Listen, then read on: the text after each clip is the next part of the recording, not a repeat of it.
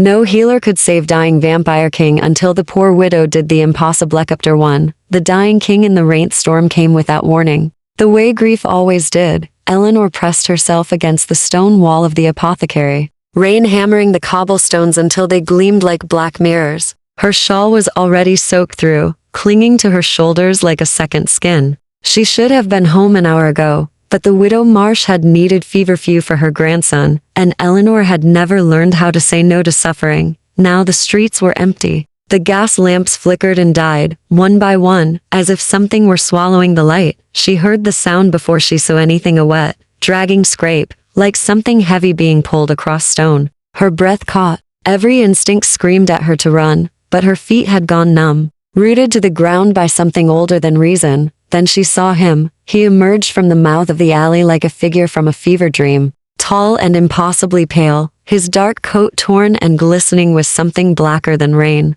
He moved with the deliberate slowness of someone who had forgotten how to feel pain. One hand pressed to his side where blood to dark, too thick seeped between his fingers. Eleanor's throat went dry. He lifted his head, and she saw his face. Sharp cheekbones, eyes like winter frost, colorless and burning, beautiful in the way broken things sometimes were, and dying. She could see it in the way he swayed, in the terrible stillness that had settled over him like a shroud. He took one step toward her, and his knees buckled. Eleanor moved without thinking. She caught him before he hit the ground, her small frame barely managing to break his fall. He was heavier than he looked, cold as marble, and when his head lolled against her shoulder, she felt the unnatural chill of his skin through her wet dress. "Don't," he rasped, his voice like gravel and silk. "Don't touch me." But his hand had already closed around her wrist, weak and trembling, and she could feel the desperation in his grip. "You're hurt," she whispered, though it seemed a ridiculous thing to say. Hurt didn't begin to cover what she was seeing. The wound in his side was massive, ragged, as if something with claws had tried to tear him open. And the blood, it wasn't steaming in the cold rain. It wasn't behaving like blood at all. "Not hurt," he said, his eyes sliding shut. "Poisoned." The word hung between them like a curse. Eleanor's heart hammered against her ribs. She should leave him. She should run. But she had spent 3 years as a country doctor's wife before consumption took him, and she had learned to recognize the moment when a soul balanced on the knife's edge between life and death. This man, this stranger, was seconds from tipping into the dark. "Can you walk?" she asked. His eyes opened, just a fraction. "Why would you help me?" "Because no one else will." It was the truth. She had been alone for 2 years now, ever since Thomas died and his family cast her out with nothing but her name and the clothes on her back. She knew what it meant to be abandoned in the dark. He studied her for a long moment, something unreadable flickering behind those frost-pale eyes. Then slowly, he nodded. It took everything she had to get him to her lodgings. He was too tall, too heavy, and halfway there he stopped pretending he could support his own weight. By the time she shoved open the door to her rented room above the tailor's shop, her arms were shaking and her lungs burned. She let him collapse onto the narrow bed, then stood there, dripping and breathless, staring at the impossible thing she had just dragged out of the storm. He didn't look real. His skin was too pale, almost luminous in the dim candlelight. His hair was black as ink, plastered to his forehead, and when he turned his head to look at her, she saw something flicker in his eyes, something that wasn't quite human. "You shouldn't have brought me here," he said quietly. "Probably not." Eleanor crossed to the wash basin, her hands moving on instinct. She gathered clean cloth, water, the few herbs she had left from her days helping Thomas with his patients. "But I did. So you might as well let me help you before you bleed out on my only blanket." His mouth twitched. It might have been a smile. "I won't bleed out. You're losing enough blood to suggest otherwise. I don't die easily." There was something in the way he said it, a weariness that went deeper than flesh, deeper than bone. Eleanor paused, cloth in hand, and met his gaze. "What are you?" she whispered. The silence stretched. Outside, the rain hammered against the window, and somewhere in the distance, a bell tolled midnight. He closed his eyes. "Something you should be afraid of." But when she pressed the wet cloth to the wound in his side and began to clean away the blood, he didn't stop her. He lay perfectly still, barely breathing, and let her work. Eleanor had seen many wounds in her life. She had helped Thomas set broken bones, stitch torn flesh, drain infections that should have killed men twice. But this was different. The edges of the wound were black, spreading like frost across his pale skin. And beneath the blood, she could see something glittering. Silver, poison, he had said. She worked quickly, methodically, the way Thomas had taught her. Clean the wound, stop the bleeding, keep the patient alive until morning. But as she worked, she became aware of him watching her, his gaze heavy, intent, as if he were memorizing the shape of her face. "What's your name?" he asked softly.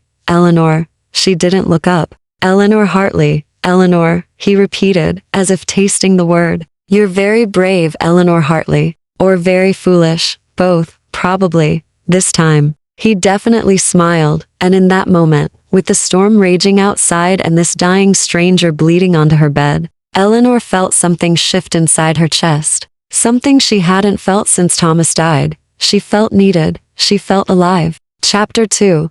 The morning after midnight, Leonor woke to silence. For a moment, she couldn't remember why. She was slumped in the wooden chair beside her bed, her neck stiff and her back aching. Then she saw him still there, still breathing. Though the rise and fall of his chest was so slight, she had to watch for several seconds to be sure. Dawn light crept through the gap in the curtains, pale and hesitant, and she noticed something she hadn't seen in the dark. He had turned his face away from the window, pressing himself as far into the shadows as the narrow bed would allow. His hand, which had been resting on his chest, now covered his eyes. "You're awake," she said quietly. "The light hurts." His voice was rough, as if he hadn't spoken in years. "Close the curtains." Eleanor rose stiffly and crossed to the window, drawing the heavy fabric shut. The room fell into comfortable darkness, and she heard him exhale a sound of pure relief. "Better?" she asked. "Yes." He lowered his hand slowly, and she saw that his eyes were no longer the burning frost white of last night. They had darkened to gray, storm cloud gray, and they tracked her movement with unnerving precision as she returned to his side. She knelt beside the bed, studying the wound. The blackness had stopped spreading. The flesh around it looked less angry, less poisoned. Though the silver still glittered beneath the surface like trapped starlight. "It's not healing," she observed. "No, it won't. Not with silver in the wound." He spoke matter-of-factly, as if discussing the weather. "Your herbs helped slow the poison. But you can't cure me, Eleanor Hartley." "Then what will?" He was quiet for a long moment. "Time, rest, and staying away from those who did this to me." Eleanor sat back on her heels, wrapping her arms around herself. The room felt suddenly smaller, the walls pressing in. "Who are you running from?" "You don't want to know. I pulled you out of the rain and spent the night keeping you alive." "I think I've earned an answer." His gaze sharpened, and for the first time, she saw something like respect flicker across his face. "You're not afraid of me." "Should I be?" "Yes," but he said it softly, almost sadly, and Eleanor found herself leaning closer instead of pulling away. "What's your name?" she asked. Another silence. Longer this time. She watched emotions she couldn't name pass behind his eyes. Calculation, wariness, something that might have been resignation. "Lucian," he said finally. Lucian Ashford. The name meant nothing to her. She had been born in the country, married young, and known only the small world of her husband's practice. But she saw the weight of it settle over him like a cloak, heavy and ancient. "Well, Lucian Ashford, you're in my bed, and you're not dying anymore. So I suppose we should discuss what happens next." A ghost of a smile touched his mouth. "Practical. Someone has to be." She rose, moving to the small stove in the corner. "I'm going to make tea. And you're going to tell me what you are and why someone tried to kill you with silver. And if I refuse, then you can leave." She struck a match, her hands steady, despite the fear curling in her stomach. "But I think you're too weak to make it to the door." She heard him shift on the bed, heard the faint hiss of pain he tried to swallow. When she glanced back, he was propped on one elbow, watching her with an expression she couldn't read. "You should throw me out," he said quietly. "Lock your door. Forget you saw me."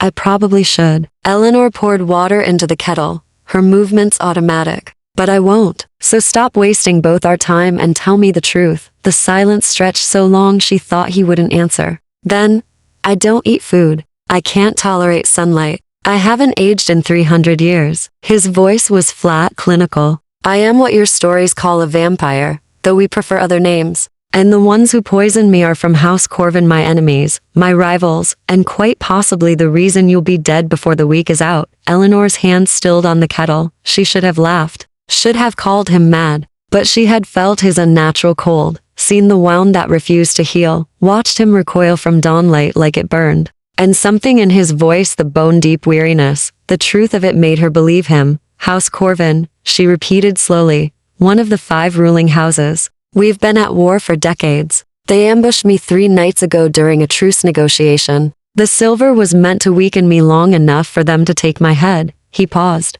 They would have succeeded if the storm hadn't scattered them. Eleanor poured the tea with shaking hands. And if they find you here, they'll kill you for sheltering me. Slowly, as a message to anyone else who might harbor House Ashford's allies, she turned, 2 cups in hand, and met his gaze. Then why did you let me bring you here? Lucian looked at her for a long moment. In the dim light, with his dark hair falling across his forehead, and his face drawn with pain, he looked almost human, almost vulnerable. Because I was dying, he said simply. And you were kind. And I have been alone for a very long time. Something in Eleanor's chest cracked open. She crossed to the bed and held out one of the cups. He took it slowly, his fingers brushing hers still cold, but no longer quite so much like touching marble. I'm not afraid of you, she said. You should be. You keep saying that. She sat in the chair, cradling her own cup. But you haven't hurt me. You warned me. You told me to leave you. That doesn't sound like a monster. I've done monstrous things, haven't we all? He looked up sharply, and she saw surprise flicker in his storm-gray eyes. Eleanor took a sip of tea, letting the warmth settle her nerves. Outside, the city was waking, footsteps on cobblestones, vendors calling, the ordinary sounds of morning. But in this darkened room, with a vampire bleeding on her bed and enemies hunting in the shadows, everything felt suspended, unreal. How long do you need to recover? She asked. A week, maybe more. Then you'll stay here. I'll keep the curtains closed. Bring you what you need. Eleanor, I'm not debating this. She set down her cup, her jaw set. You said it yourself, I'm dead if they find you here regardless. So I might as well make sure you're strong enough to fight when they come. Lucian stared at her, and slowly, something shifted in his expression. The guardedness fell away, just for a moment. And she saw the man beneath the monster, wounded, weary, grateful. You're going to get yourself killed, he said softly. Probably. Eleanor smiled, though it felt fragile. But at least I won't die alone in the rain. Chapter 3.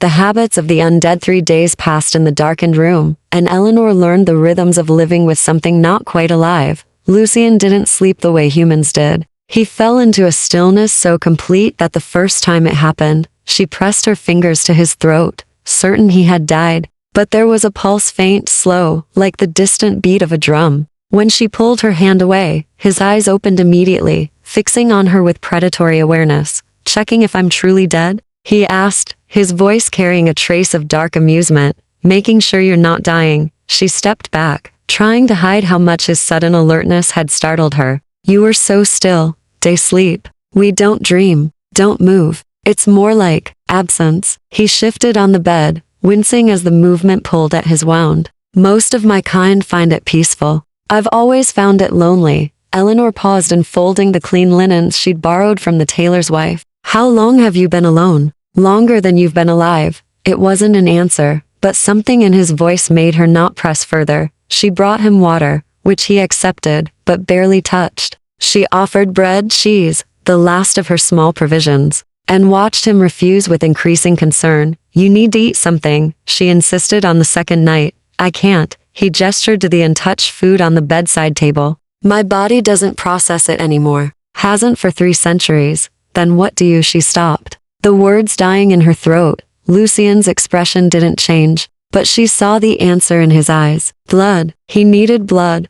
I've gone longer without, he said quietly, as if reading her thoughts. The hunger is uncomfortable, but it won't kill me. The silver poisoning will, if we can't extract it soon. Eleanor forced herself to breathe steadily. How do you? Normally? Carefully. With consent. Always. From those who understand what they're offering. His gaze was steady, unflinching. We have agreements, contracts, humans who come to us willingly, who are paid well for their service. It's not what you're imagining. No midnight attacks, no innocent victims drained in alleyways. But you could. It wasn't a question. Yes, he didn't look away. But I don't. There are laws among my kind, Eleanor. Old laws. Break them, and the other houses will hunt you down. We police ourselves because we must. Because the alternative is extinction. She absorbed this slowly, filing away each piece of information like Thomas had taught her to catalog symptoms, vampires, houses, laws, consent. It was fantastical, and yet somehow made a terrible kind of sense. The wound, she said,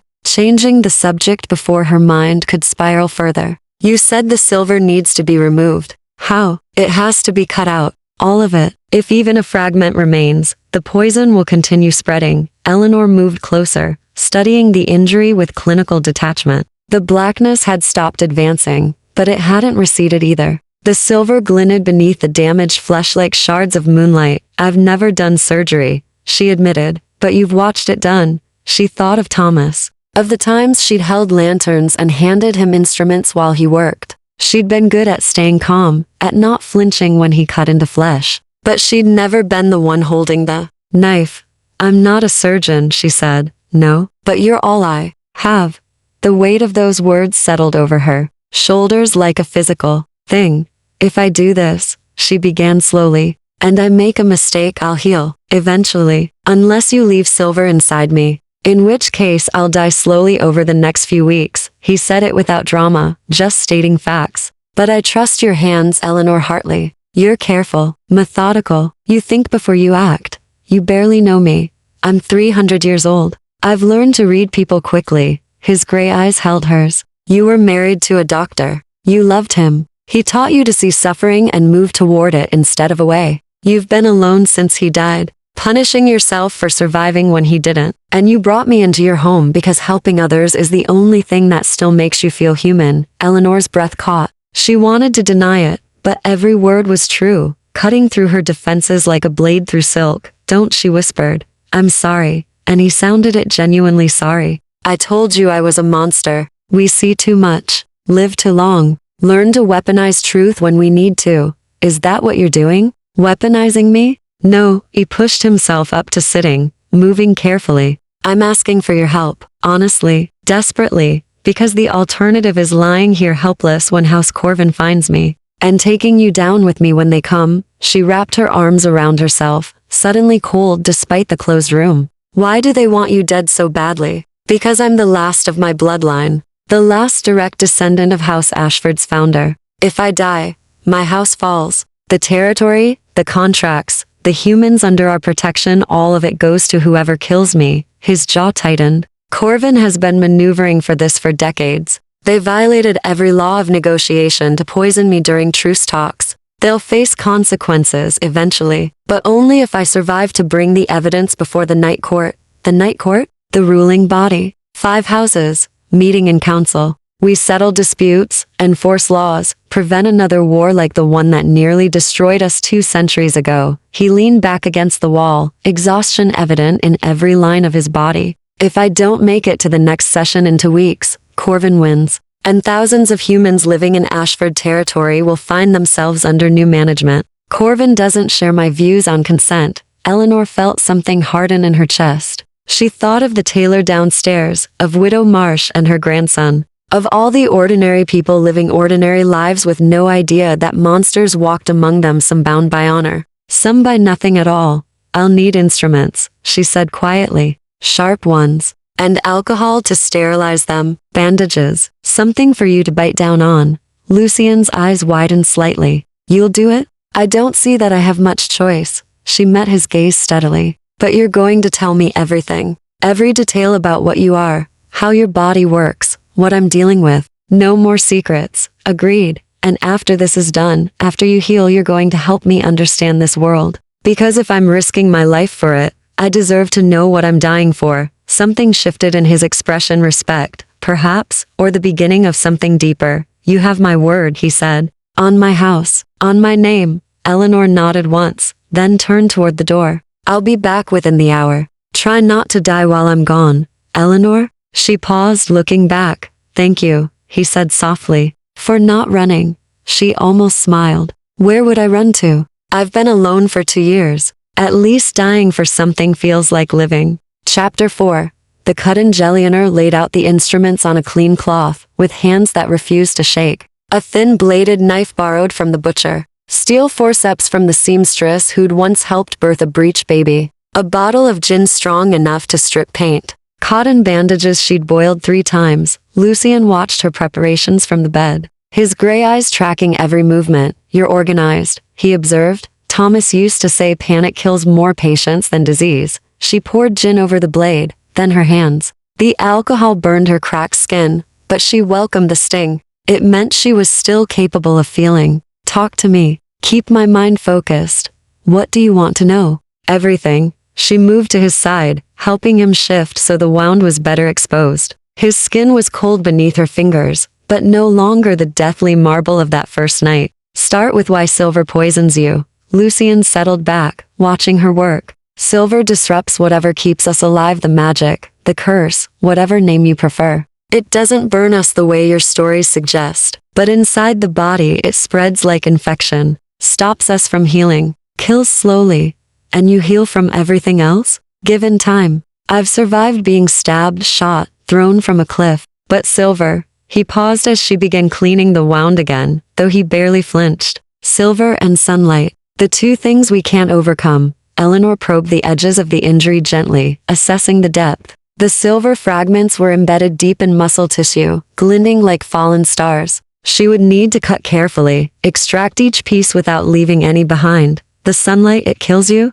Burns, weakens. Long exposure would kill." "Yes, but we feel it coming. The lethargy, the pain. Most of us sleep through daylight hours by necessity, not choice. But you're awake now." She glanced at the covered window. "It's nearly noon. The poison disrupted my natural cycles. I've been awake for days straight." His voice carried an edge of strain. "It's unpleasant, like trying to think through fog." Eleanor selected the knife, testing its weight. "This will hurt. I know. I mean truly hurt. I have nothing to dull the pain. I've survived worse." But his hand gripped the bed frame, knuckles white even against his pale skin. "Do what you must." She pressed the blade to his flesh and began to cut. Lucian made no sound, but she felt him go rigid beneath her hands. The muscle beneath the wound was corrupted, blackened where the silver had spread its poison. She worked methodically, the way Thomas had taught her, small, precise cuts, following the trail of contamination. "Tell me about House Ashford," she said, keeping her voice steady.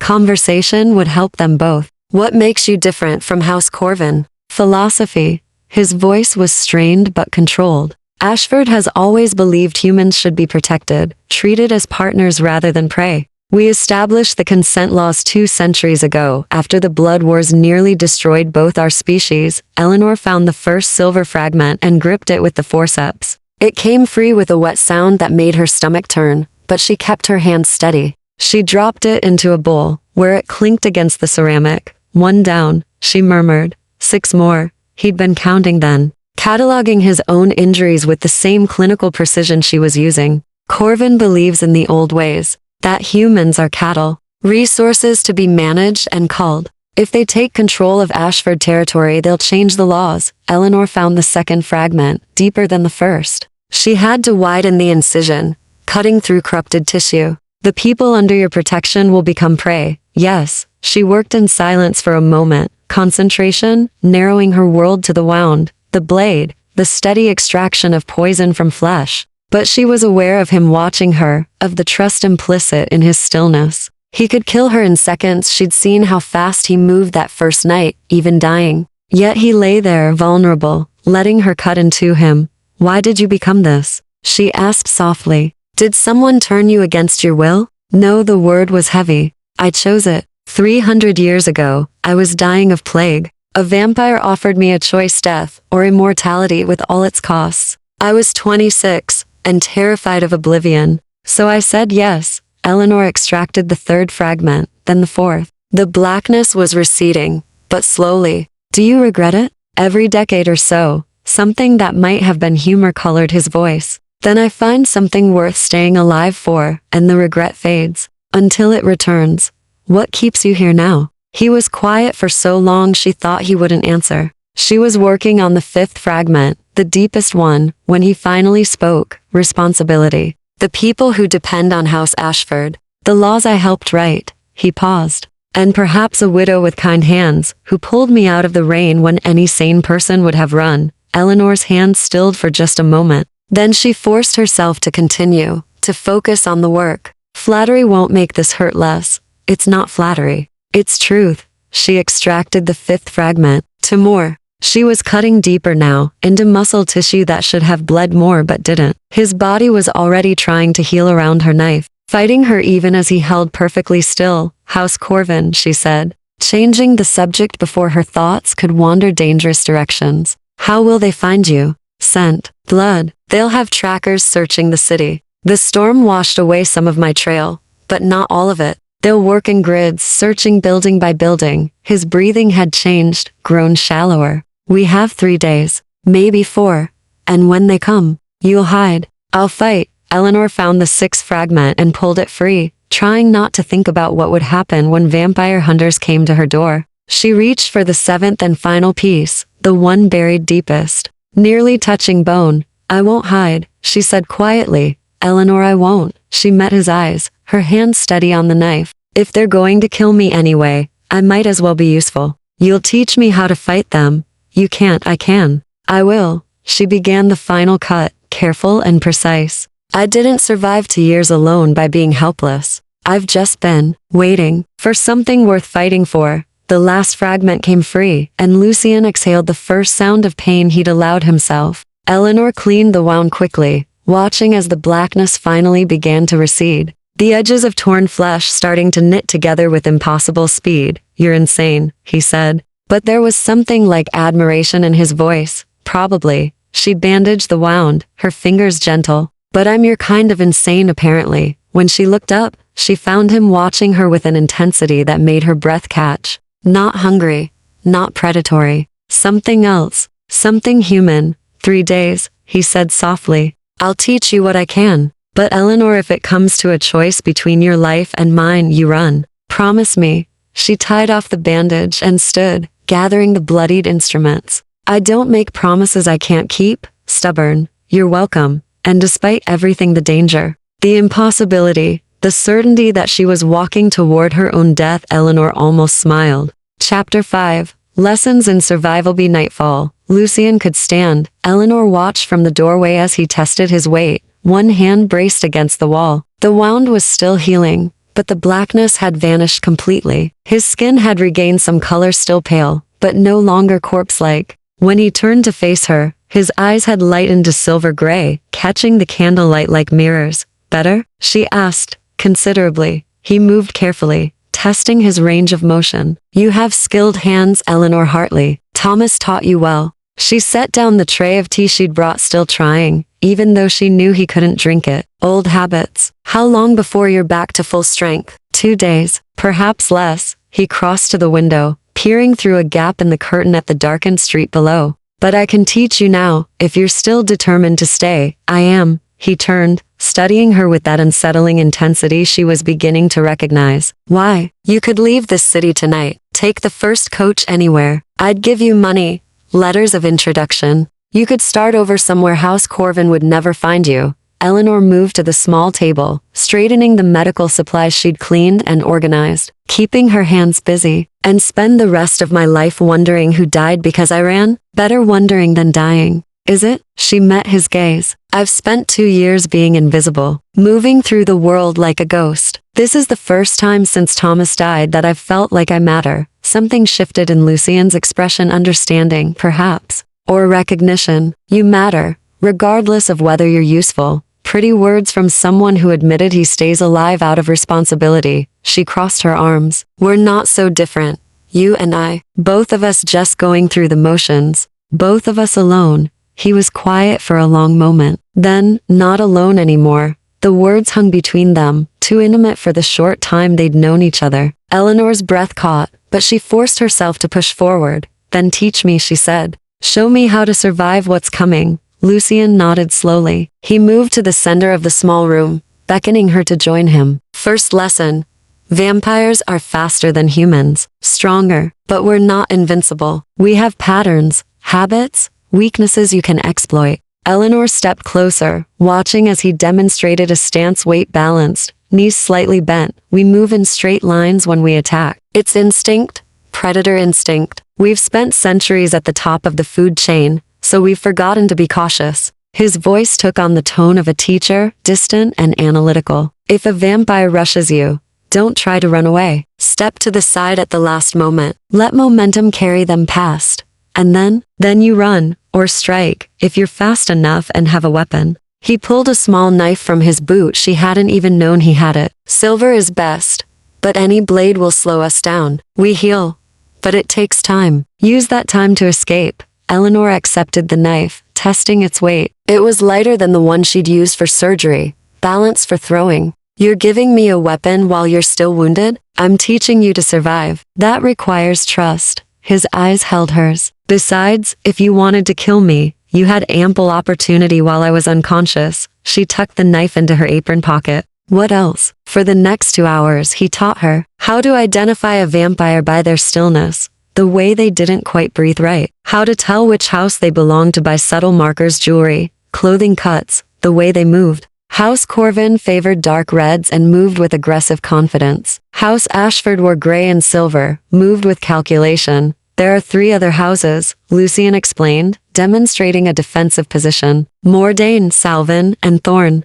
Mordain is neutral in most conflicts, scholars and record keepers. Salvin trades in information. Thorn.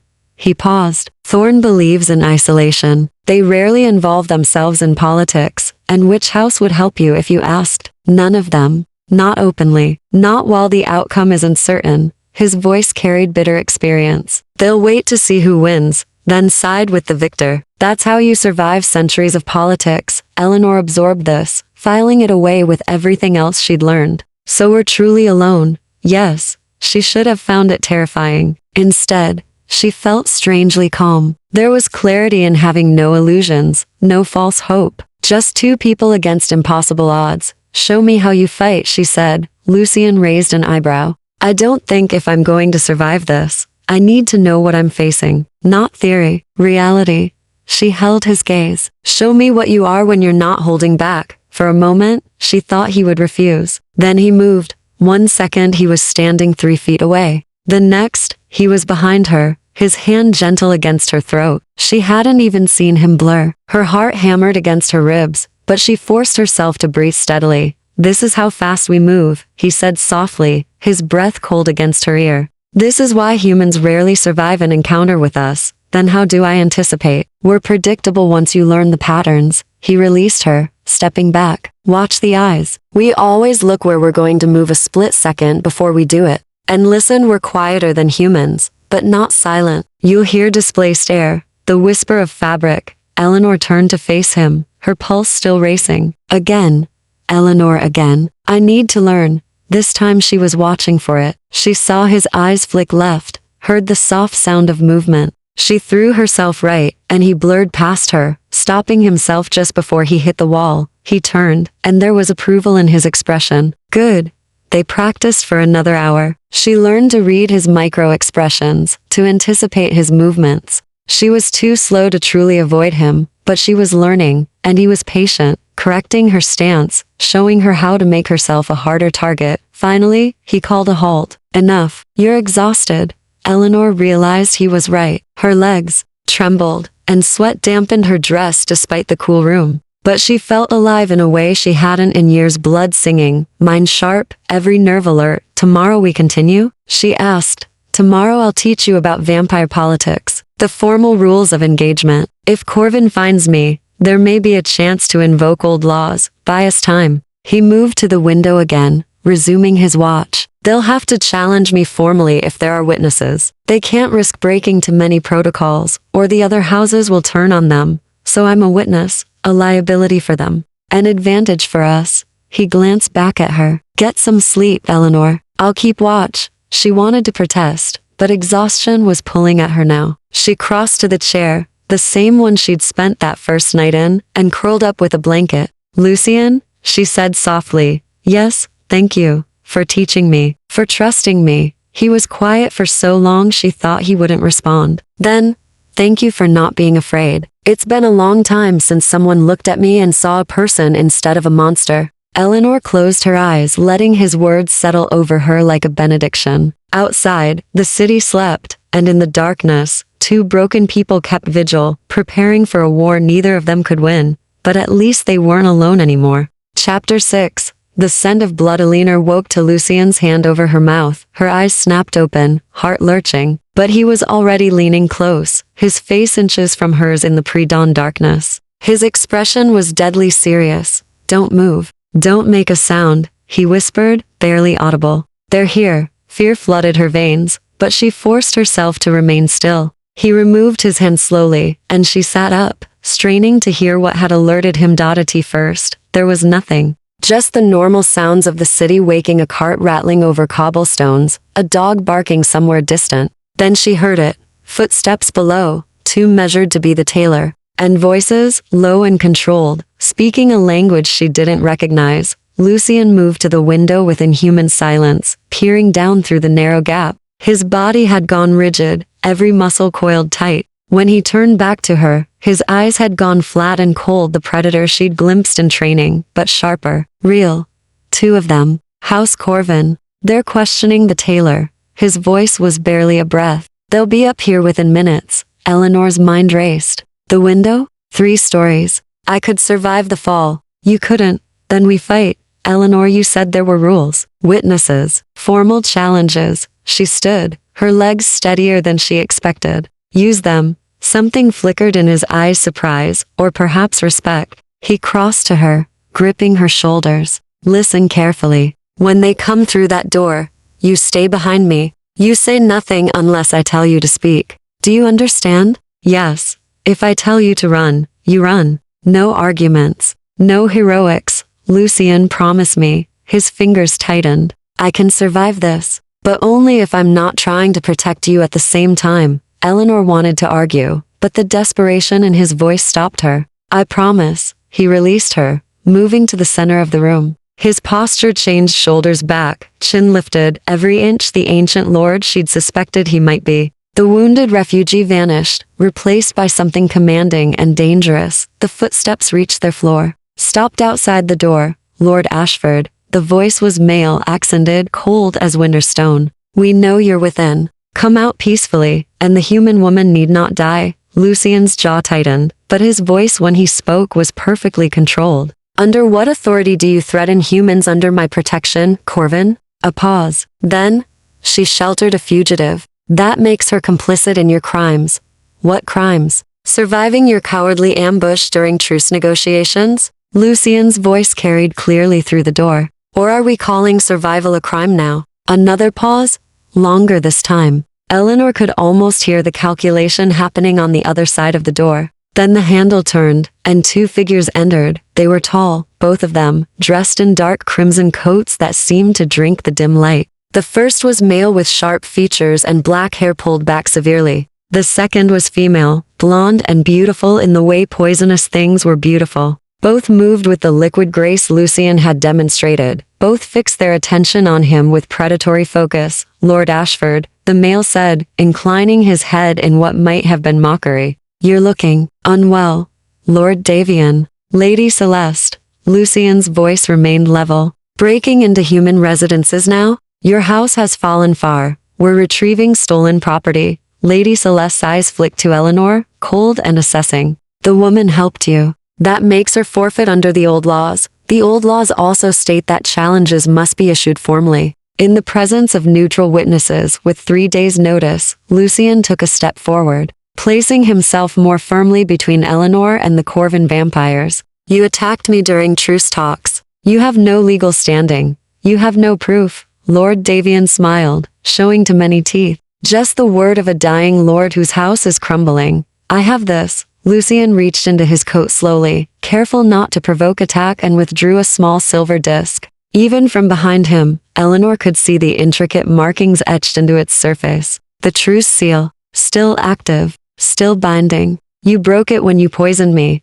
The silence that followed was absolute. Lady Celeste's expression turned murderous. "That seal should have been destroyed. Should have. Wasn't." Lucien's voice carried quiet triumph. "Take me now, and every house will know you violated the most sacred law. The Night Court will strip your territory, scatter your bloodline. Is revenge worth that price, Davian?" Lord Davian's hand moved toward his belt, toward a weapon Eleanor couldn't quite see. But Lady Celeste caught his wrist, her eyes never leaving Lucien. "You're bluffing," she said. "That seal means nothing if you don't survive to present it, which is why I've already sent word to House Mordain." Lucian tilted his head. "Scholar keepers love documentation. They'll be most interested in my testimony written, witnessed, and safely stored beyond your reach." Eleanor's heart hammered. Was he bluffing? She couldn't tell. His voice carried absolute conviction, but she'd seen him lie smoothly to the tailor about being her cousin. The two Corvin vampires exchanged glances. Some silent communication passed between them. A delay then, Lord Davian said finally. 3 days, as the law requires. We'll issue formal challenge for the night court session. You present your evidence, we present ours. Let the 5 houses judge." Agreed, but the woman comes with us. "Insurance that you'll appear." No, the word was flat, absolute. "She's under my protection. Human shield laws still apply, Davian. You know this."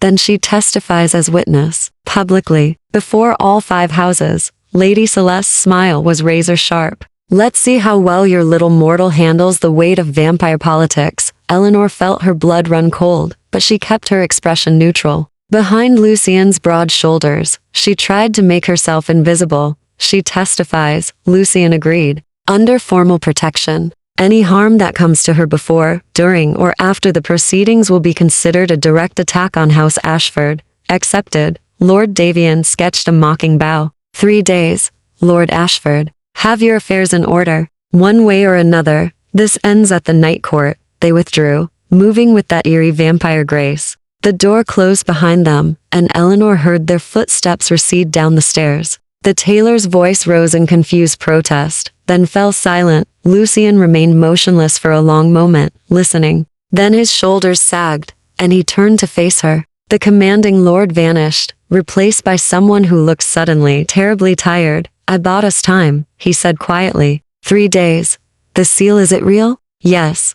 But I haven't sent word to Mordain." That was a bluff. He moved to the chair, sitting heavily. "They'll figure it out eventually. But by then, I'll have made it true." Eleanor's legs felt weak. She sat on the edge of the bed, trying to process what had just happened. "They'll kill me, won't they? At this night court, they'll try to discredit you, make you seem unreliable. But if you stay calm, tell the truth, don't let them provoke you." He looked up, meeting her eyes. "We might actually survive this." "Might. It's better than nothing." Eleanor laughed, the sound slightly hysterical. "This is insane. 3 days ago I was nobody. Now I'm testifying before vampire royalty. Not royalty. Just very old, very dangerous politicians." Lucian stood, crossing to her. "Eleanor, you can still leave. I'll write you a letter of safe passage. No house would dare harm you if." "No," she stood as well, squaring her shoulders. "I gave my word. I'm your witness. I'll testify. You'll be terrified, probably." She met his gaze steadily. "But I've been terrified before. I survived losing Thomas. I survived 2 years alone. I can survive 3 days with you." Something profound shifted in his expression. He reached out, hesitated, then gently touched her cheek. His fingers were cold, but careful, infinitely gentle. "You're remarkable," he said softly. "You know that?" Eleanor's breath caught. She should step back, should maintain distance. But she found herself leaning into his touch instead. "I'm terrified," she admitted, "but I'm not alone. That makes all the difference." "No," Lucian agreed, his thumb brushing her cheekbone. "Not alone anymore." Chapter 7, Blood and Boundary. As the remaining hours before dawn passed intense preparation, Lucian sent Eleanor to the postal office with sealed letters, one to House Mordain requesting formal arbitration, another to a human lawyer who apparently owed Ashford a favor.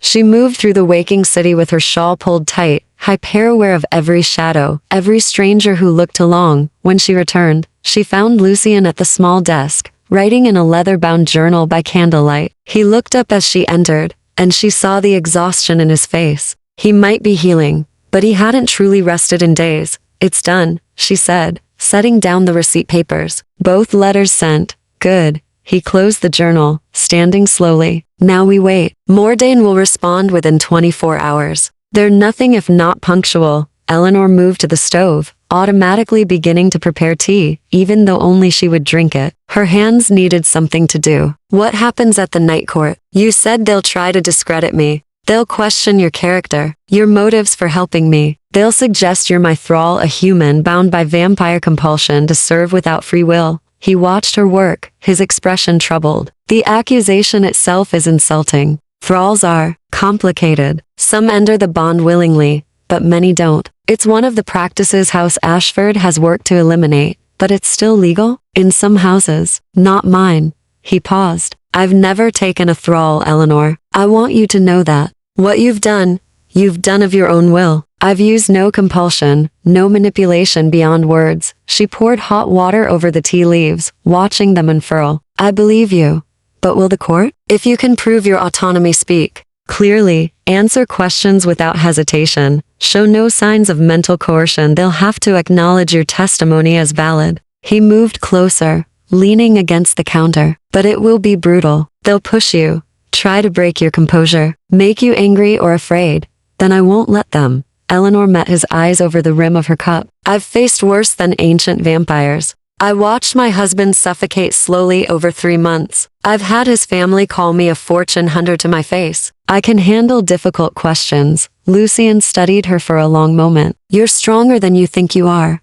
I'm learning. She took a sip of tea, letting the warmth steady her. What about you? What will they ask you? Why I was at the truce negotiations. Why I traveled without guards. Whether I've been secretly undermining Corvin's interests. His jaw tightened. They'll make it seem like I orchestrated my own assassination attempt to frame Corvin. Politics is theater, Eleanor. Truth matters less than who tells the best story. Then we tell a better story. She set down her cup. A lord traveling in good faith, attacked during sacred truce, saved by a widow who wanted only to help. Simple, true, harder to discredit than elaborate conspiracies. Something like hope flickered across his face. You've thought about this.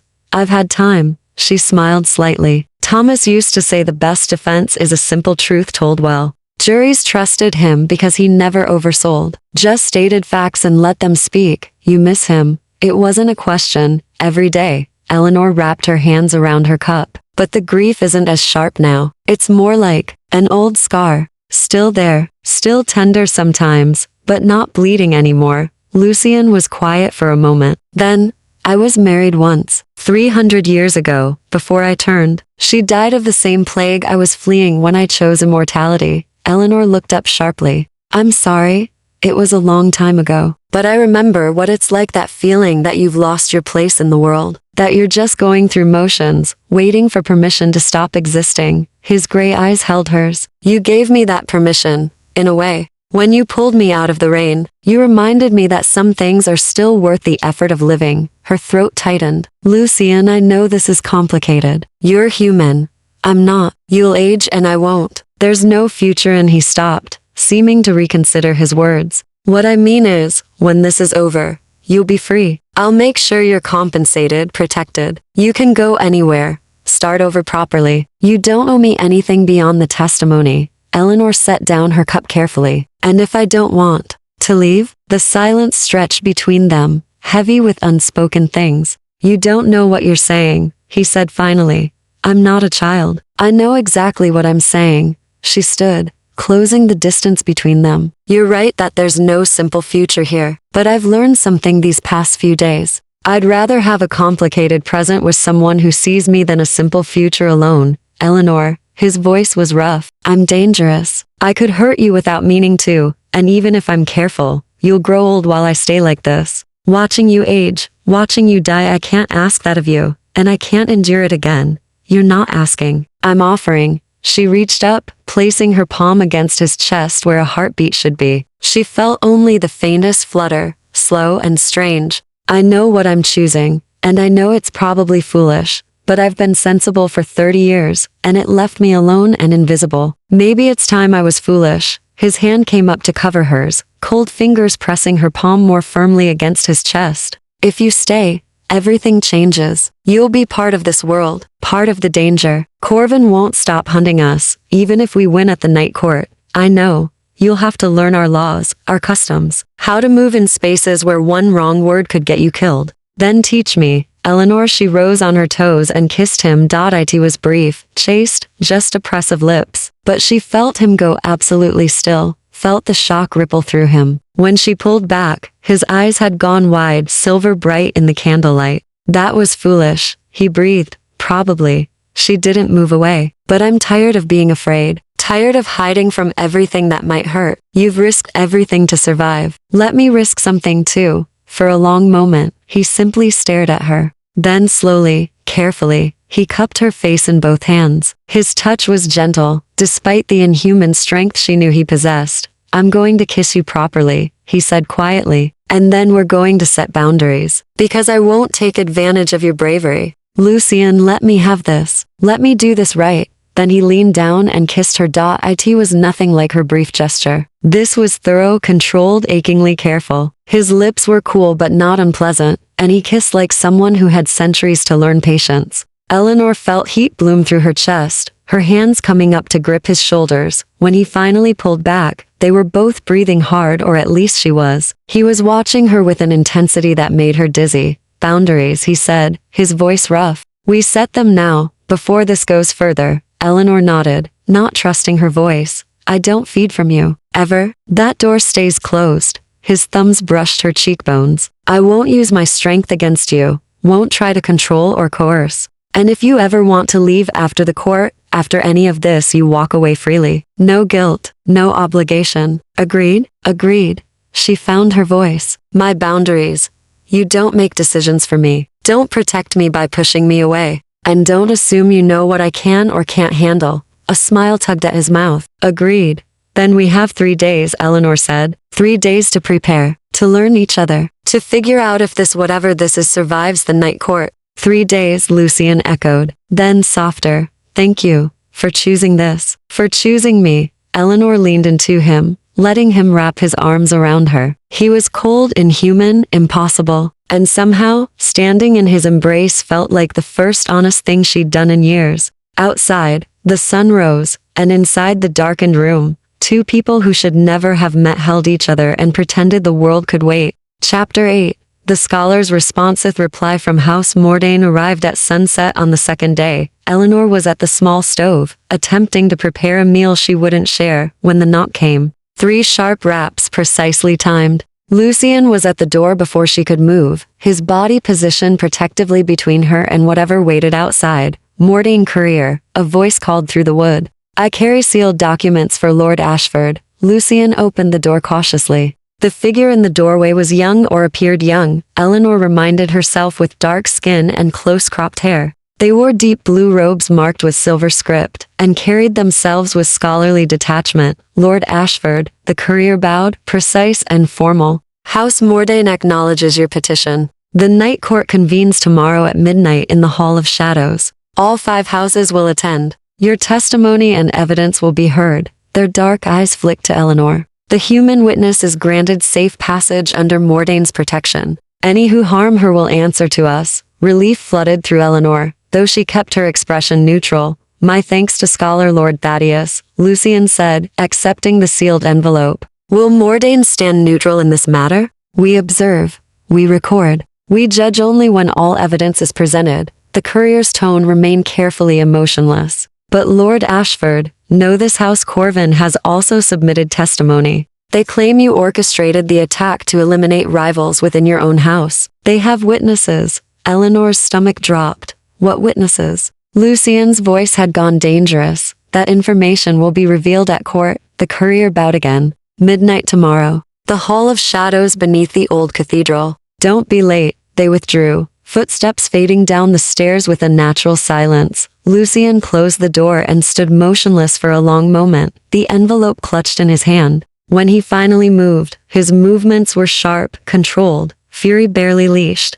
They're lying, he said flatly. There are no rivals in my house. I'm the last of my bloodline.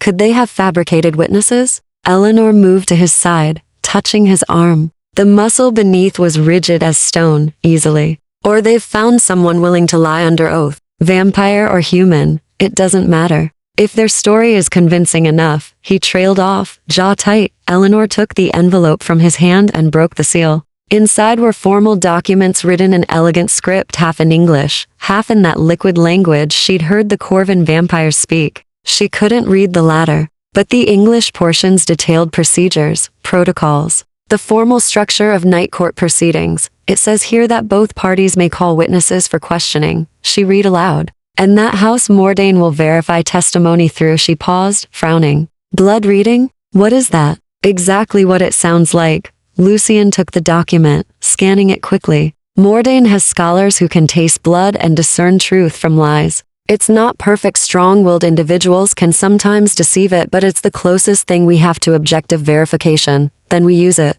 Let them blood read me. I'm telling the truth. It's painful, Eleanor. They take blood, and while they do, you experience every moment you're testifying about as if it's happening again. All the fear, all the uncertainty. His expression was troubled. I won't ask that of you. You're not asking. I'm volunteering. She set the document aside. If it proves I'm not a thrall, that I chose to help you freely, then it's worth it. Lucian stared at her for a long moment. Then he pulled her into his arms, holding her so tightly she could barely breathe. You're either the bravest person I've ever met, or the most reckless. Can I be both? She buried her face against his chest, feeling the strange, slow rhythm of his heartbeat. Lucian, what if they're right? What if you do have enemies in your own house? I don't. There's no one left. His voice was hollow. My sire died a century ago. My blood siblings were killed in the last territorial war. I've spent decades consolidating Ashford holdings precisely because there was no one else to do it. Then who would lie about this? Why? He was quiet for so long she thought he wouldn't answer. Finally, there were humans. 3 of them, bound to my house through employment contracts. They managed Ashford properties, collected rents, handled day-to-day affairs I couldn't attend to during daylight hours. I trusted them. What happened to them? I released them 6 months ago, paid them generously, gave them references. They wanted to retire, to leave the city. I didn't question it. His arms tightened around her. But if Corvin got to them, offered them more money, or threatened them, they could lie. Say you were cruel, unstable, planning something terrible. Eleanor pulled back to look at him. Could Corvin make them lie? With compulsion? Possibly. Though if Mordain suspects compulsion, they'll blood read the human witnesses too. Corvin is gambling that their people can withstand it. He released her, moving to the window. I need to prepare a counter-strategy. If they're bringing human witnesses, I need to discredit them without seeming like I'm attacking innocent humans. The optics matter, Eleanor. If I come across as a lord who turns on his own people, then you look exactly like what Corvin is claiming you are. Eleanor's mind raced. What if we flip it? Make it about Corvin's methods instead of your character. They violated truce. They're coercing witnesses.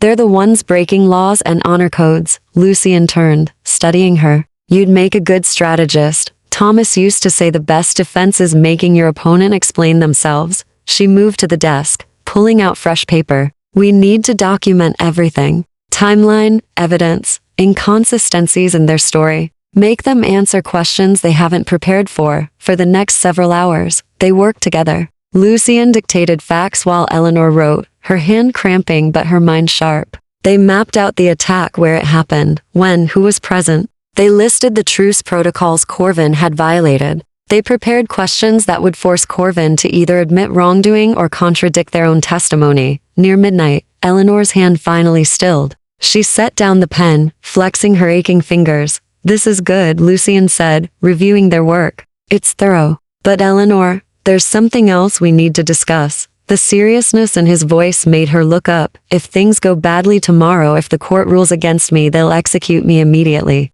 Public execution, witnessed by all 5 houses. He held up a hand before she could protest. Let me finish. If that happens, you run. There will be chaos, confusion. You use it to escape. The safe passage Mordain granted should protect you long enough to leave the city. Lucian, please. He crossed to her, kneeling so they were eye level. I need to know you'll survive this. Even if I don't, I need to know that pulling you into my world didn't get you killed. Eleanor touched his face, her fingers tracing the sharp line of his jaw. And I need you to know that I'm not running. If they rule against you, I'll stand with you. If they execute you, they'll have to go through me first. I know it's not logical. I know it's not strategic. She leaned forward, pressing her forehead to his. But I've been running for 2 years. Running from grief, from connections, from anything that might hurt me again. I'm done running, Lucian. Whatever happens tomorrow, we face it together. His hands came up to frame her face. and she saw emotions flicker behind his eyes: fear, gratitude, something deeper that neither of them had named yet.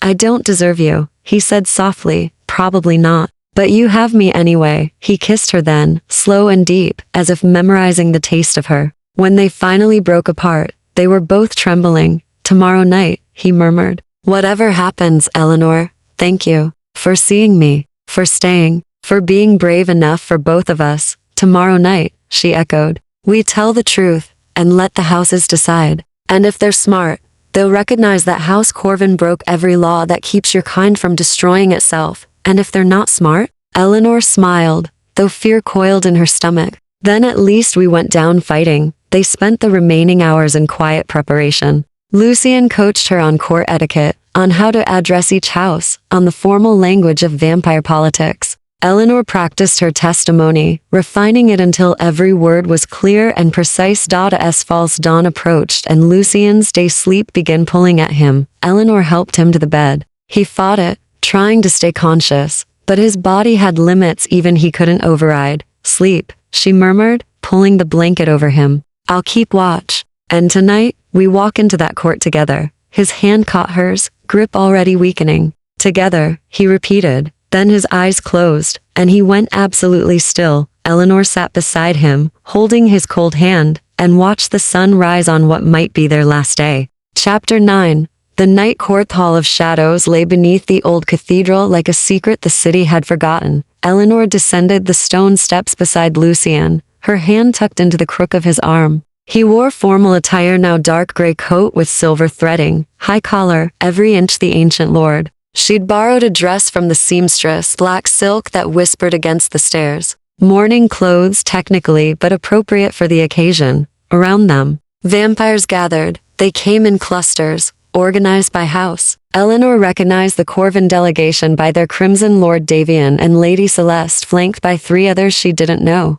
To the right, vampires in midnight blue with silver script, House Mordain, the scholars. Deep green marked House Salvin, traders and information brokers. Bone white for House Thorn, the isolationists. Each group maintained careful distance from the others, centuries of politics written in their positioning, and humans. More than she expected. They stood behind their vampire employers, some wearing livery, others in formal dress. Witnesses, perhaps. Or simply those bound to houses through employment or blood contracts. Stay close, Lucian murmured. Don't meet anyone's eyes directly unless they speak to you first. And remember, show no fear. They can smell it. Eleanor's heart hammered, but she kept her chin up. She'd survived worse than this. She had to believe that. The hall itself was vast, carved from living rock. Candles burned in iron sconces, casting dancing shadows across walls covered in ancient script. At the far end, 5 thrones sat in a semicircle, one for each house's eldest representative.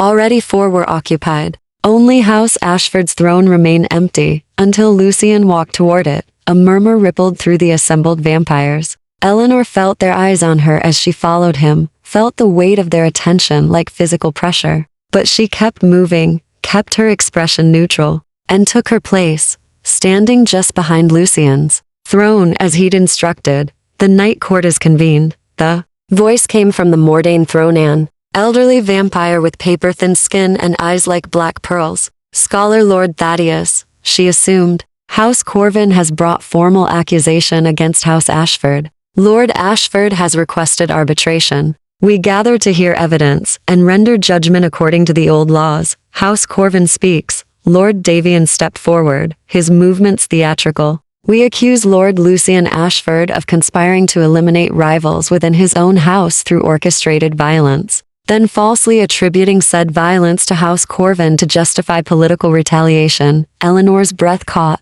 The accusation was worse than she'd imagined, not just defending against attack, but creating attacks to blame on others. We present 3 witnesses. Davian gestured, and 3 humans stepped forward. Eleanor recognized them from Lucian's description to men and 1 woman, all middle-aged, all wearing expensive clothes that suggested Corvin had paid them well. These individuals served House Ashford for decades. They will testify to Lord Ashford's instability, his paranoia, his violent purges of anyone he deemed disloyal. I call fabrication. Lucian's voice rang clear and cold through the hall. These individuals left my employ 6 months ago on good terms. If they now claim otherwise, I question what House Corvin offered to purchase their testimony. Truth reading will prove their honesty, Lady Celeste said smoothly. Unless Lord Ashford fears what Mordane's scholars might discover, I fear nothing. Truth read them all. Lucian gestured to Eleanor. And truth read my witness as well.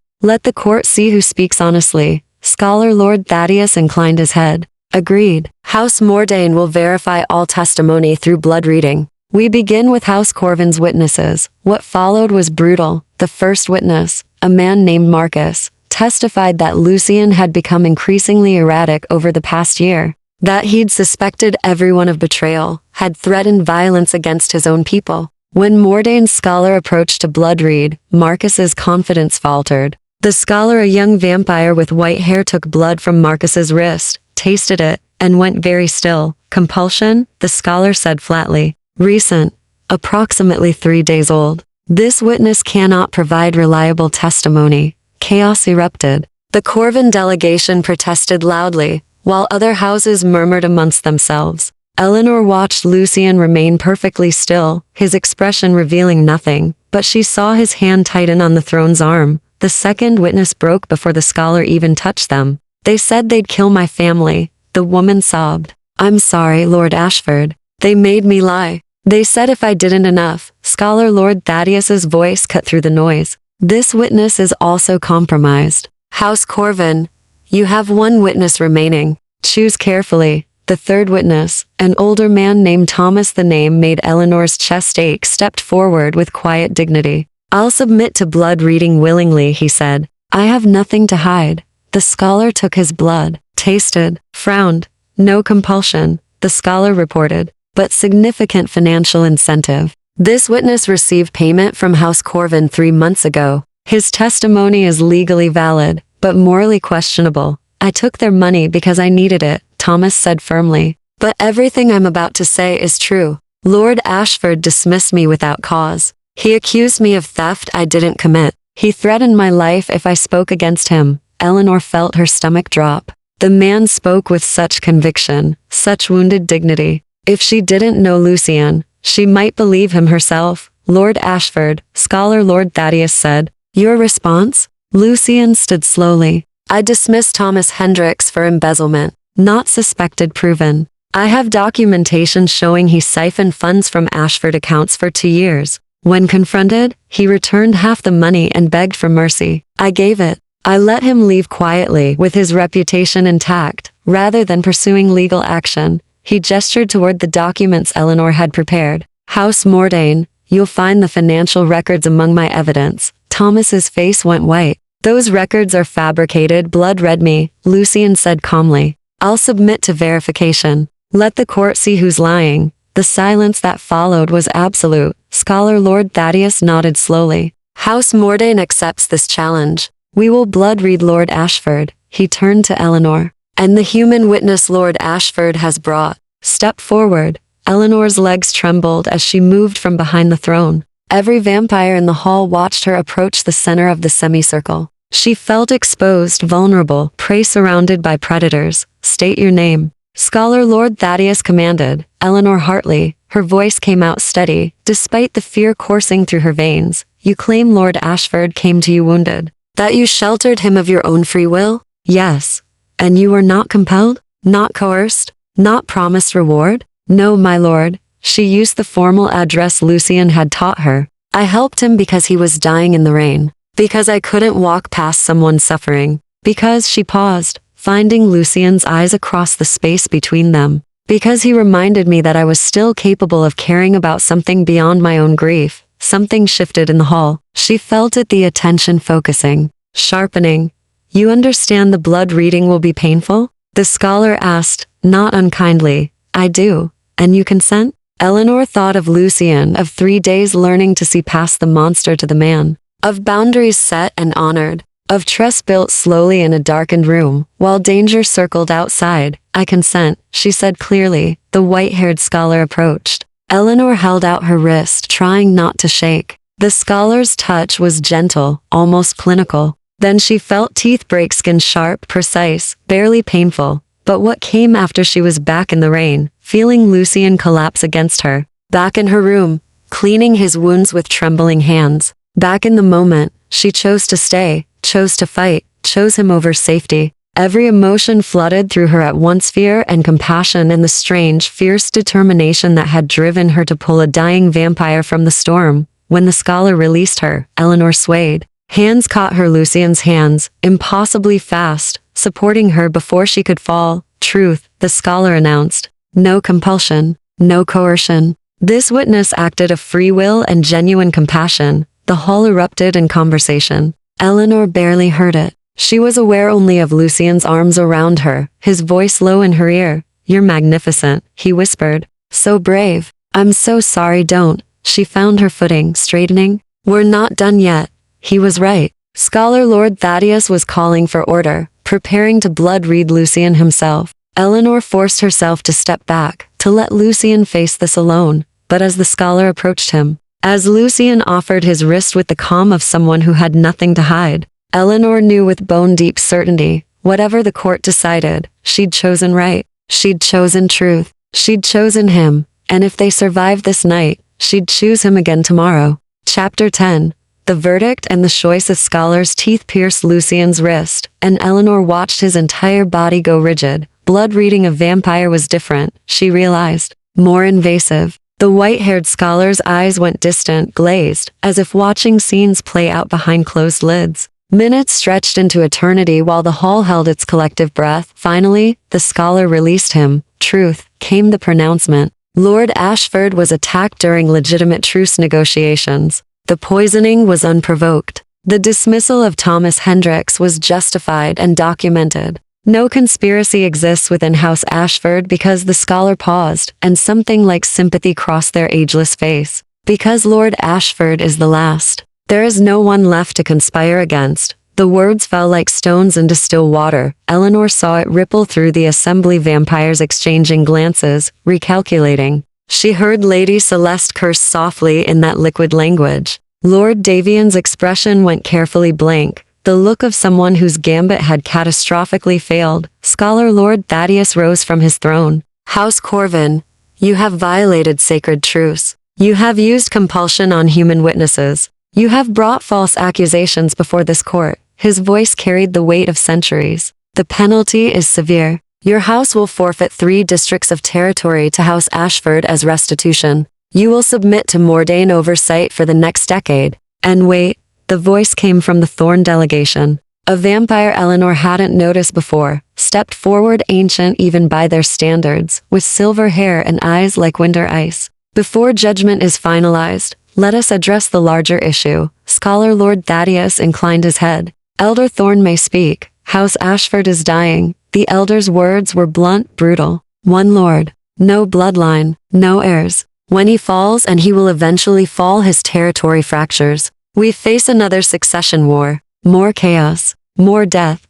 Those ice-pale eyes fixed on Lucian. House Corvin's methods were dishonorable, but their concern is valid. What happens to Ashford's holdings when you die, Lord Lucian? The question hung in the air like a blade. Lucian stood slowly, and Eleanor saw the exhaustion in every line of his body. I have plans for succession. Legal documents, papers mean nothing when houses war over territory. Elder Thorn interrupted. You need blood heirs. You need a house, not a legacy of contracts and good intentions. I won't create vampires simply to prevent political inconvenience. Lucian's voice was steel. Turning humans is a sacred responsibility. I won't curse someone with immortality just to shore up a dying house. Then your house deserves to fall. The words came from Lord Davian, vicious and satisfied despite his impending punishment. Let Ashford crumble. Let stronger houses divide the spoils. It's the natural order. The natural order led to the blood wars, Scholar Lord Thaddeus said sharply,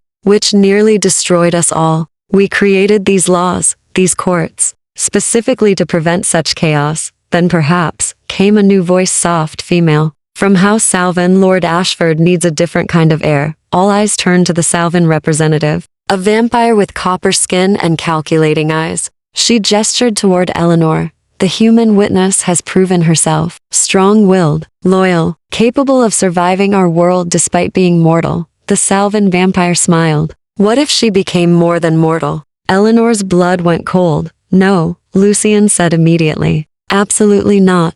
Why not? The Salvan vampire tilted her head. She clearly cares for you. She's risked her life for you. And if she became vampire, she could be your blood heir. Continue Ashford's line. Prevent succession wars, because I won't make that choice for her. Lucian's voice was raw. Turning someone is forever. It's stealing their humanity, their mortality, their chance at a natural death. I won't do that to Eleanor, even if it saves thousands of humans in your territory from Corvin's brutality. Lady Celeste's voice was poison sweet. How noble, how principled, how utterly selfish. Eleanor felt the weight of hundreds of eyes on her. Vampire and human alike, all waiting to see what she would do. Her heart hammered against her ribs, but her mind was strangely calm. She thought of Thomas, wasting away while she held his hand. Of 2 years spent as a ghost in her own life. Of 3 days learning that monsters could be honorable, and that immortals could be desperately, achingly lonely. May I speak? She asked quietly. Scholar Lord Thaddeus nodded.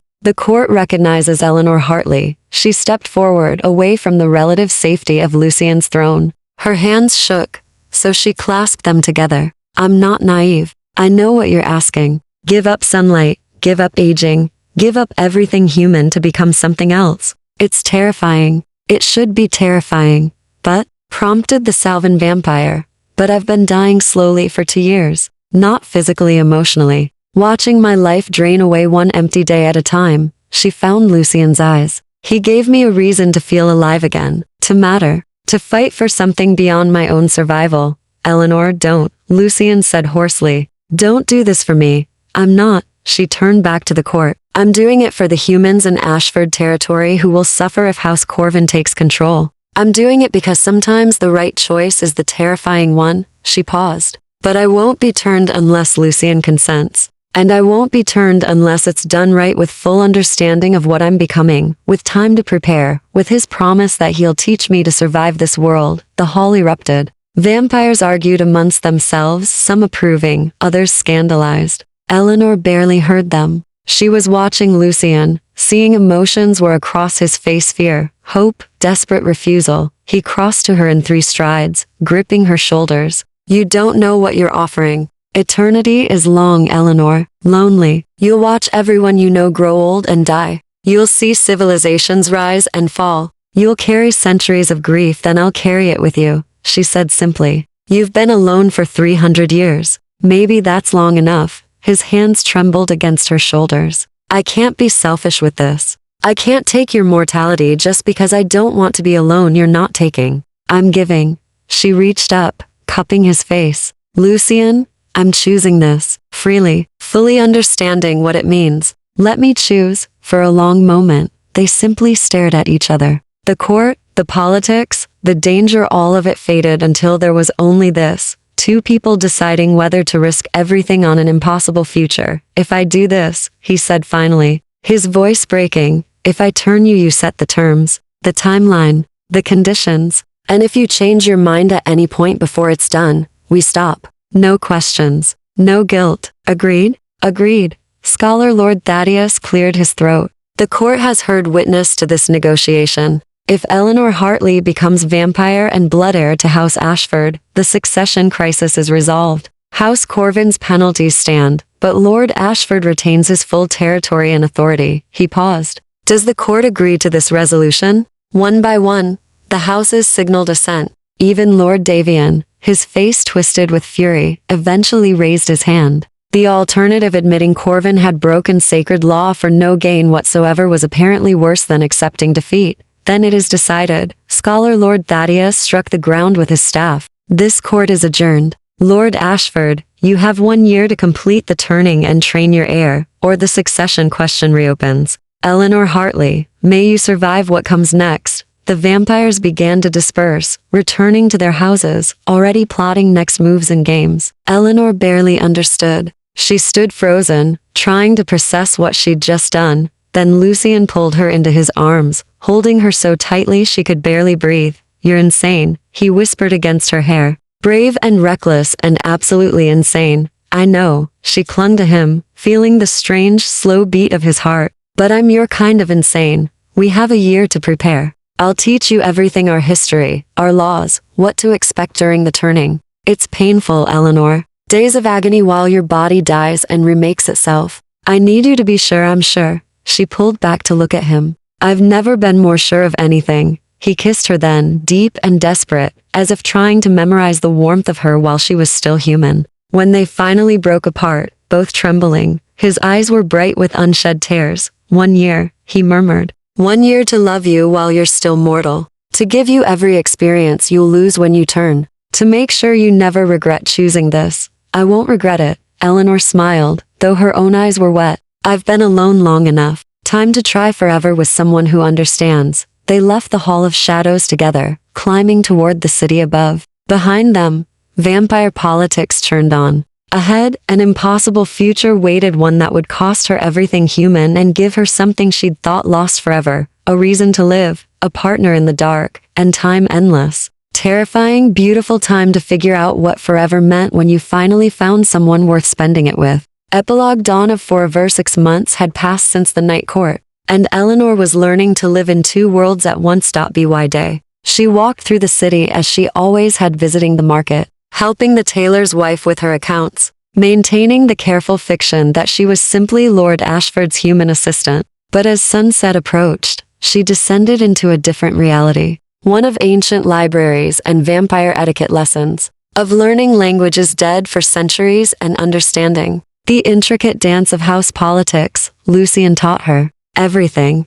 They spent their nights in the Ashford estate, a sprawling manor on the city's edge that had stood empty for decades. Room by room, they brought it back to life. Eleanor chose curtains thick enough to block killing sunlight. Lucian showed her the hidden passages, the safe rooms, the escape routes every vampire lord needed, and they loved each other with the intensity of people who knew their time was numbered. Tell me about the turning, Eleanor said one evening, curled against Lucian in the library. Rain drummed against the windows, and candlelight flickered across shelves of leather-bound books. The real details, not the sanitized version you give in lessons. Lucian's hand stilled in her hair. You're certain you want to know? I need to know. All of it.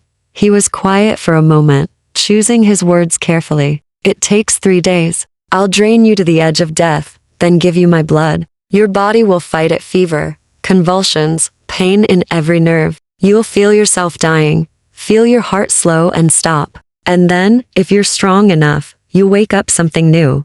What if I'm not strong enough? Then you die, truly die. His voice was raw. It's why I've made you wait. Why I've insisted on preparing you physically and mentally. The turning breaks weak bodies and unstable minds. I won't risk losing you. Eleanor turned in his arms, meeting his gray eyes. And after? What will I be? Hungry. So hungry you'll barely recognize yourself. The bloodlust is overwhelming at first. Every human will smell like prey, like salvation. I'll need to restrain you, teach you control before you're safe to be around mortals again. His thumb traced her cheekbone. It takes months, sometimes years, to master the hunger. To remember that humans are people, not food.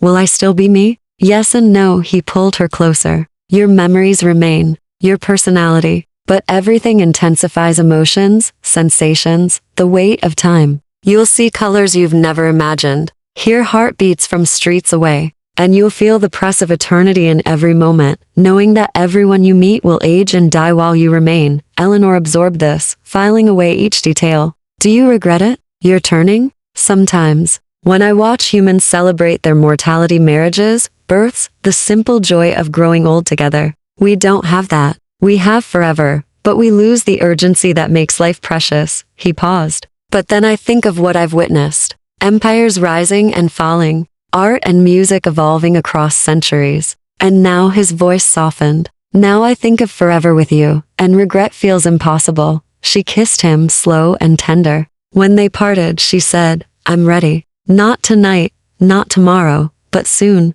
I want to begin our forever. 2 more months, Lucian said firmly. Let me finish preparing you. Let us have these last weeks with you. Still human, still warm, still able to walk in daylight, 2 months, Eleanor agreed. The weeks that followed were bittersweet. Lucian took her to see the ocean at dawn, knowing she'd never see sunrise again. Once turned, they stood on the cliffs while light broke over the water, and Eleanor memorized every shade of gold and pink, storing them like treasures against the eternal night ahead. She wrote letters to the few people who mattered: Widow Marsh, the seamstress, the tailor who'd unknowingly sheltered a vampire lord. She couldn't tell them the truth, but she could say goodbye, thank them for kindness shown to a grieving widow who'd needed it more than they knew. And she studied vampire law, house histories, the careful protocols that kept their world from descending into chaos. Lucian was patient, answering every question, preparing her not just to survive, but to lead. Because, as his blood heir, she would inherit everything: his territory, his responsibilities, his centuries of accumulated knowledge. You'll be formidable, he told her one night, watching her navigate a complex treaty negotiation in their practice sessions. The other houses already fear you. A human who faced the night court and won. Imagine what they'll think when you're vampire. They'll think I'm your weakness, Eleanor said. Something they can use against you. Let them think it. They'll learn otherwise. He smiled, sharp and proud. You're not my weakness, Eleanor. You're my strength. The reason I'll fight harder, think clearer, survive whatever comes next. The night before the turning, they walked through the city one final time. Eleanor breathed in the scent of rain and coal smoke, felt the cobblestones beneath her feet, heard the distant sounds of human life continuing, oblivious to the monsters in their midst. Everything felt precious, magnified by impending loss. Any regrets? Lucian asked softly. None. She took his hand, cold fingers intertwining with warm. I've had 30 years of human life, some beautiful, some terrible. But these last 6 months with you, learning this world, becoming part of something larger, I've felt more alive than I did in all the years before. I'll take care of you. During the turning and after. I'll teach you everything I know. I promise you won't face eternity alone. I know. Eleanor stopped walking, turning to face him. Around them, gas lamps flickered, and distant laughter echoed from a tavern. Ordinary human life, continuing as it always had. I trust you, Lucian. With my life, with my death, with whatever comes after. He pulled her close, and she felt him tremble. Tomorrow night then. We begin. Tomorrow night. They returned to the manor as midnight approached. Lucian had prepared everything: a room stripped of furniture except a bed with leather restraints, buckets of water, clean linens, every medical supply Eleanor's human knowledge suggested might be needed. She changed into a simple white shift, practical and disposable. When she emerged from the dressing room, Lucian was waiting by the window, staring out at the city lights. Last chance, he said, without turning. You can still change your mind. Walk away. Live a normal human life. I don't want normal. Eleanor crossed to him, wrapping her arms around him from behind. I want extraordinary. I want you. I want forever. He turned in her embrace, and she saw tears on his face, the first time she'd seen him cry. I'm terrified of hurting you, of taking too much, of failing you when you need me most. You won't fail me. She wiped his tears away. We survived the night court. We survived Corvin's attack. We'll survive this too. He kissed her then, desperate and gentle, tasting of salt and sorrow and hope. When they finally broke apart, his eyes had gone silver bright, and she saw the predator beneath the man, the thing he'd kept leashed for her sake. Lie down, he said softly. Let me do this right. Eleanor climbed onto the bed, her heart racing, but her resolve steady. Lucian secured the restraints carefully, explaining each one. You'll convulse, fight, try to hurt yourself or me. These will keep you safe. I trust you, she said again. He knelt beside the bed, taking her hand. I love you, Eleanor Hartley. In 300 years, I've never said that to anyone. But I love you, and I'll spend eternity proving it. I love you too. Her voice was steady despite the fear. Now stop stalling. Make me immortal. Make me yours. Make me House Ashford's future. Lucian leaned over her, his lips brushing her throat, where her pulse hammered wild and fierce. Close your eyes, my love. When you open them again, we'll have forever. Eleanor closed her eyes, felt his breath against her skin, felt the sharp, precise pain of teeth breaking through, and as her blood flowed and darkness rose to claim her, she thought, this is not an ending. This is becoming. Outside, the city slept, and in a candlelit room in an ancient manor, A woman died so that something new could be born, not monster, not victim, but partner, heir, equal.